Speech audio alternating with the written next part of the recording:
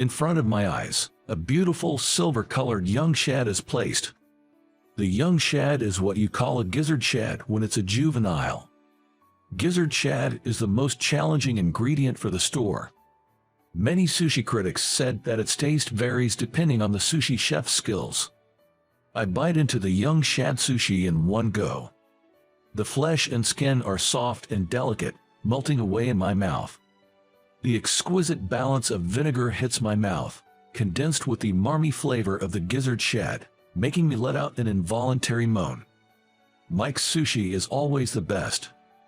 I revel in the sushi made by Mike, and he is the chef of this sushi bar and my childhood friend. Of course, my sushi is the best in the world. Mike, who personally delivered the young shad, replied with a proud expression. I visit here about once every 2 months. This sushi bar might be the only time of relaxation in my busy and stressful days. I usually don't eat alone, but I always make an exception when visiting Mike's sushi bar. Not just to enjoy the sushi, but also to cherish the moments with my childhood friend. When I talk to Mike, I can be myself without any pretense. He's irreplaceable to me, a true confidant. Suddenly, the sliding door opens with force. At the same time, so this is the place that serves fancy Japanese-style sushi. A loud voice resonated inside the shop. I inadvertently looked towards the entrance from the private room where I sat. There stood a young man in his mid-20-ish. The young man is standing and wearing a coal black colored suit and a fedora hat that explicitly signifies his affiliation with Mafia, complemented by coal black colored leather shoes. 2 minions stood behind him. Chef, serve some good sushi. The man plops down at the counter seat. The other 2 followed suit. How can I help for you? Mike greeted them, swiftly returning to the back of the counter. Watching Mike's back, I felt a pang of unease. Hey guys, eat sushi whatever you like. The presumed leader told his minions arrogantly. Without hesitation, they ordered fatty tuna, salmon roe, sea urchin, and the likes. Well, this fancy sushi place sure lives up to its reputation, boss. This is my first time having great and fancy sushi. The minions exclaimed with delight, and it's making me smile. It seems my worries were for naught. When people taste Mike's sushi, people can't help but feel joy. Being joyful about the tasty sushi affects no matter who they are. I relaxed and reached out for another sushi. When I was getting full, Mike's wife, now named Susan, came to me. Here is the last bowl for you. Fish soup was gently placed in front of me. I always finish my meal with fish soup. Some might think that this soup is made from fish scraps that aren't good enough for sushi, like heads, bones, and innards. But the soup that Mike makes is rich with fish broth, flavored with a deep miso and stock, and includes fatty salmon and veggies. There are regulars who come just for the soup rather than the sushi. It's that delicious. Mike serves this as a complimentary dish at the end of the meal. Thanks as always, Susan. Hearing my words, Susan smiles warmly. It's okay. He looks forward to seeing you, Bob. Just then, a loud voice echoed from the counter. I ain't paying for this RIP off sushi bar. Peeking out from my private booth, I saw a man from earlier standing up and confronting Mike.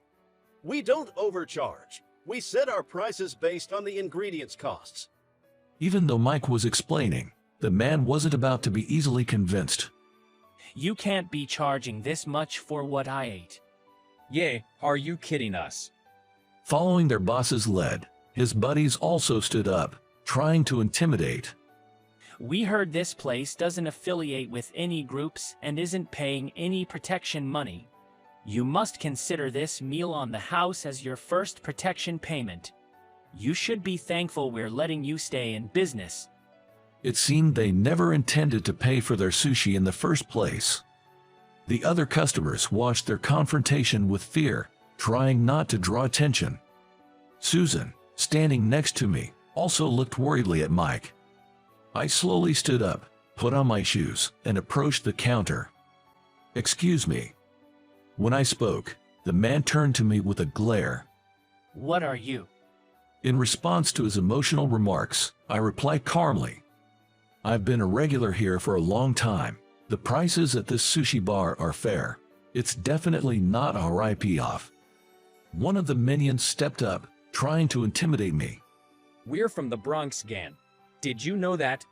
Better get out of here before you regret it, old man. The boss grinned as he saw his minions threatening me. Are there any problems? If so, I'm gonna call our boss, her. What he said sucked the oxygen out of the room. Mike burst into laughter. The boss and his minions stared in disbelief at Mike. What's so funny? Why are you laughing? Perhaps they thought he'd lost his mind. But the truth was different. Your boss is dining here. Did you know? What? At Mike's words, the man looked around the sushi bar in confusion. When he didn't find his boss he was looking for, he approached Mike with a raised voice. Where is he?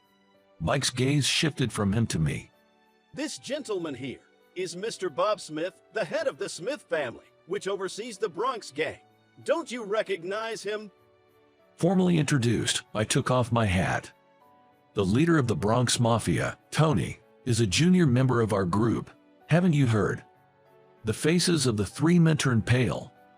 Even if they didn't recognize my face, they seemed to have heard my name. The suit I wore was well-tailored but plain, and with my calm demeanor, they never dreamt I was the head of a mafia. They didn't know there were such troublemakers in the Bronx gang. I really need to give Tony a good talking to. The moment my previously calm face turned sharp, they trembled in fear. Oh ho ho, we're so sorry. We had no idea you were the head of the Smith family. We deeply apologize. I interrupted their apologetic words and pointed towards Mike. And this here is my dear childhood friend and best buddy, Chef. If you mess with this place, you better believe you'll regret it. Immediately, the three shouted in unison, "Yes, sir." Mike teased me. So, Bob, you're now guarding my bar. Are you going to start charging me protection money? You're an idiot. There's no way I'm taking money from you. In our family, we've been in the mob business since my grandfather's time. There were tattooed men and some Scarface lurking around the house. However, we never caused trouble in our neighborhood. It would be problematic if we got driven out. We always greet properly, never park on the street, and even separate our trash properly. But a mafia is still a mafia. Unaccepted by society and pushed to the edges. I learned that at a young age. While no one openly bullied me, but my classmates always looked away, avoided me, and tried not to associate with me. I was always alone. Being the son of a mafia boss, it's only natural. I eventually started thinking that way. But Mike approached me. Hey, you alone? Do you want to hang out with me? I thought he'd soon be pulled away by his parents telling him, "Don't play with a mafia's child." But Mike had no parents. He attended school from an orphanage. Wearing ragged clothes and a worn-out backpack, Mike was also avoided by classmates for different reasons. From that day on, we were inseparable. Kids from the same orphanage told him it's best not to hang out with me, but Mike didn't care. After high school, Mike trained in a sushi restaurant while I went to college. Our paths diverged, but we never lost touch. However, everything changed with my father's death. The issue of who would take over the mafia rose. I didn't want to be a mafia. I was done with being looked down upon by society. With that in mind, I went to a top university to study business, planning to start my own company. I intended to disband the mafia or hand the leadership over to the vice leader when my father passed away. But then, "Young master, please, take over our mafia, I beg you." The vice leader knelt before me, pleading. Our mafia was split between those loyal to the vice leader and his assistant. If the vice leader took over, the mafia would fracture. If I took over, everyone would fall in line. Both the vice leader and his assistant, who took care of me like family since childhood, did not want any disputes. After much thought, I decided to become the boss to maintain the mafia's peace. Mike, you're an ordinary person, so from now on, we can't meet. With a firm resolve, I told Mike, and he looked deeply into my eyes. If I cared about ordinary and mafia labels, we wouldn't be friends in the first place. It's too late now. Even though I was conflicted, Mike handed me an envelope. You better come. I need you to give a speech. Inside the envelope was a wedding invitation. The writing was blurred and illegible with tears. Sure, I'll definitely go. That day, I vowed to cherish my friendship with Mike no matter what. Can you show me that for a second? I took the bill from one of Minions. What they were complaining about was the price of the young shad I had ordered. Its peak season is from June to August, but it's really only available in the market for about 3 weeks. Because it's rare, it fetches a high price. Even so, they would have complained even if we hadn't ordered that fish, I'm certain of it. They were trying to nitpick, hoping to get it for free and then, probably planning to extort money next time, calling it protection money. You know, I really hate this kind of violence. When I took over as the boss, I set 3 conditions. No violence. Resolve issues through discussion. No scams or extortions. No dealings with drugs or firearms. What? Then how are we supposed to pay our dues? One of the members exclaimed in distress. I don't want to rebel against society or cause any trouble. I just want to provide a place for those who have nowhere to go and protect them like family. Some might laugh and say that's a pipe dream, especially coming from a mafia. I aimed for our group's survival without resorting to violence or crime. That meant building legitimate businesses. My father ran several businesses in the past, and they strictly avoided any form of violence.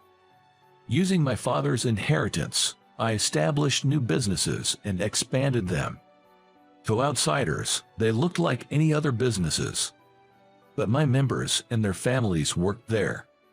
And just because of that, many see it as a risky business tied to the mafia. Contracts get canceled, and many refuse to work with us. Why don't you disband the group and work like regular folks? Some might say that. But there's no support system in place for former mafia. Even after 5 or 10 years, they can't buy a car or a house, not even a cell phone. The scarred face can make finding work or a decent job impossible. It's easy to say they got what they deserved. But then, what is rehabilitation? How can those who want to reform live in a society that won't accept them? That's why I continue in the mafia business, to provide a place for those who have nowhere to go. The guys who came today, they're in the same boat. Well then, I think it's time to pay a visit to Tony after a long time. With the 3 pale and trembling guys in tow, I cheerfully left the bar. Oh, come back to eat sometime. We'll be waiting you. Mike and Susan waved to me. If I had not met Mike, I might have become an uncontrollable mafia steeped deep in crime. I was once again reminded of how important this friendship is to me.